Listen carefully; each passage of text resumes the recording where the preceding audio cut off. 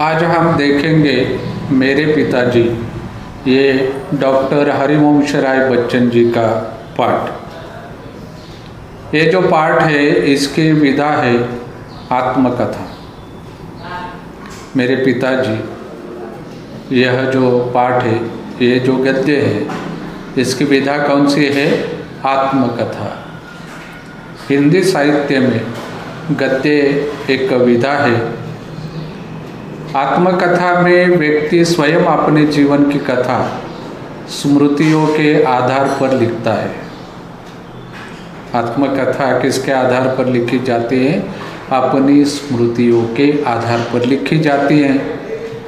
और ये जो लिखना है, ये निष्पक्षता के साथ आत्मकथा में लिखना बहुत जरूरी होता है। आज जो पाठ हम देख रहे हैं मेरे पिताजी, इसके माध्यम से बच्चन जी ने अपने पिता के रहन सहन, व्यक्तित्व, दृढ़ता, स्वाभिमान, कर्तव्यनिष्ठा आदि गुणों के साथ साथ देश काल परिस्थिति एवं स्वयं में आए संस्कारों एवं परिवर्तनों को प्रभावी ढंग से चित्रित किया। इस पाठ में हरिवंश राय बच्चन जी ने अपने पिताजी की जो यादें हैं, उन्होंने जो पिताजी को अनुभव किया है, पिताजी के कई गुण हैं, जैसे उनकी रहन सहन है, व्यक्तित्व है, उनके जीवन की दृढ़ता है, स्वाभिमान है, कर्तव्य निष्ठा है, ऐसे जो गुण उनके पिता में थे, इनका चित्रण किया है।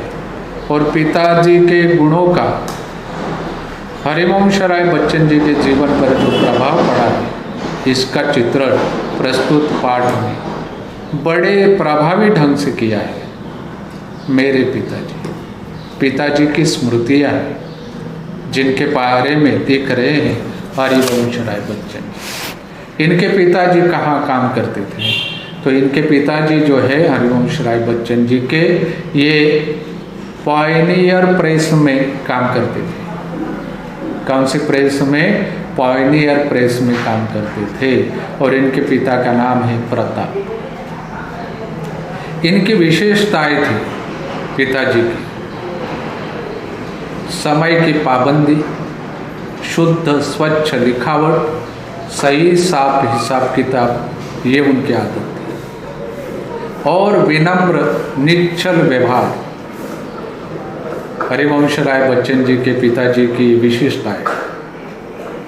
समय की पाबंदी, इसका ध्यान रखते थे। और इनकी लिखावट जो थी, ये शुद्ध और स्वच्छ रहती थी। इनका हिसाब किताब जो है बिल्कुल साफ सुथरा रहता था।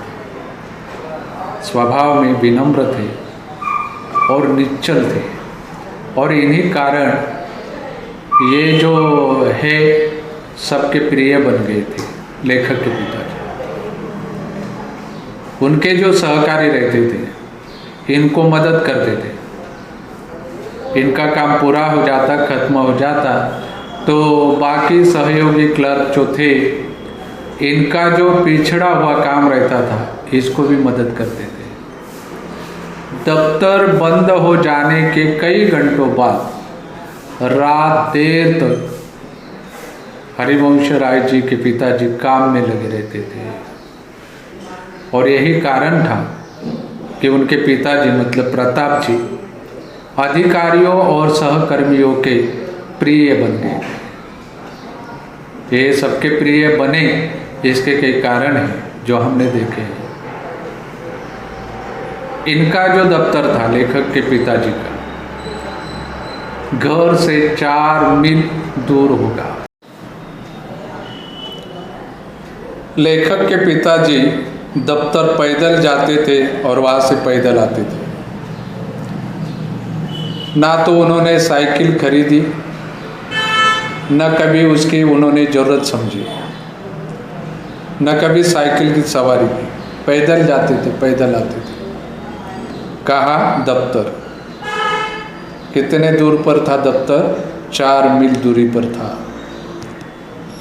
पैदल जाते थे, पैदल आते थे। इनके पास साइकिल नहीं थी। मालूम नहीं पैसे बचाने के लिए ऐसा किया है या उनको पसंद नहीं थी साइकिल की सवारी, लेकिन वे पैदल जाते थे, पैदल आते थे। मेरे पिताजी इस पाठ में लेखक ने अपने पिताजी की एक याद लिखी है। एक घटना की याद लेखक को आज भी है, और ये घटना है हिंदू मुस्लिम दंगा। किन में दंगा हुआ था? हिंदू मुस्लिम में दंगा हुआ था। दंगा हुआ तो पिताजी ने क्या किया?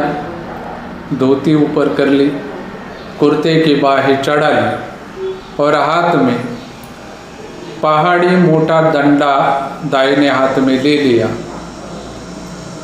और बायां हाथ तेजी से हिलाते हुए नंगे पांव आगे बढ़े।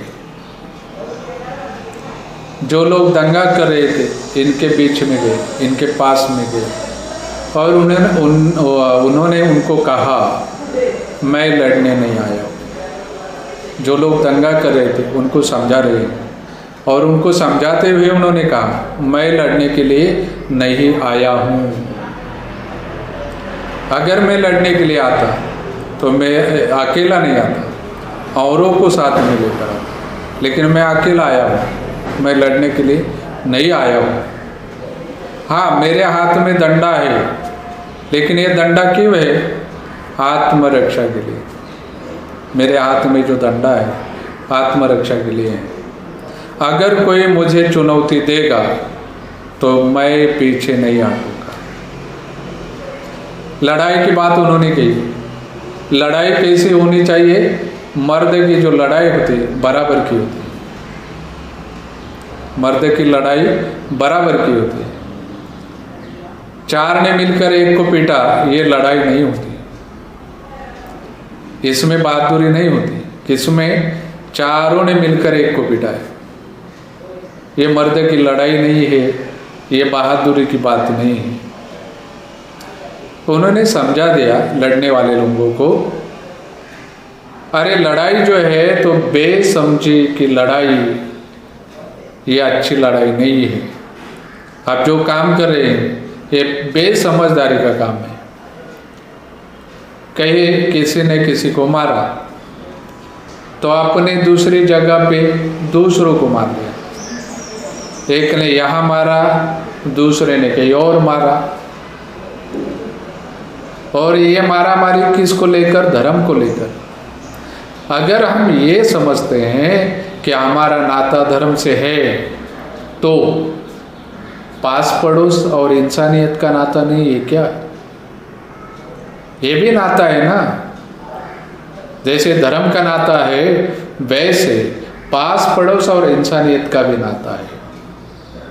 और जो लड़ाई कर रहे हैं हम लोग, ये लड़ाई कितने दिन चलेगी? 2 दिन, 4 दिन, 10 दिन, 15 दिन, फिर ये सुलझ जाएगी।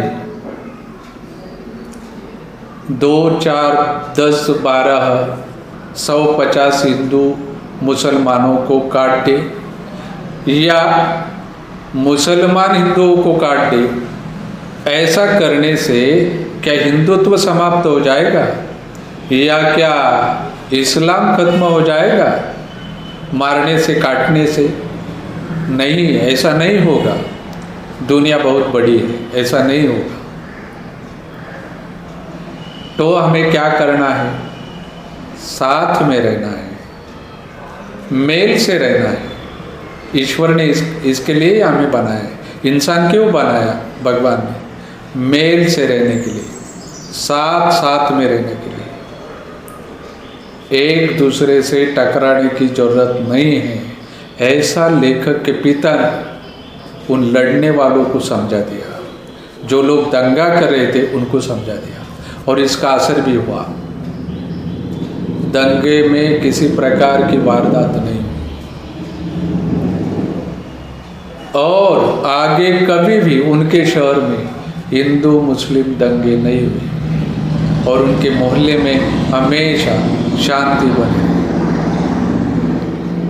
लेखक के पिता ने जब लोगों को समझाया दंगा करने वालों को, तो वे लोग लेखक के पिता की बात मान गए, क्योंकि दोबारा उनके मोहल्ले में कभी दंगा नहीं हुआ। आप देखो आगे लेखक अपने पिता के बारे में लिख रहे हैं।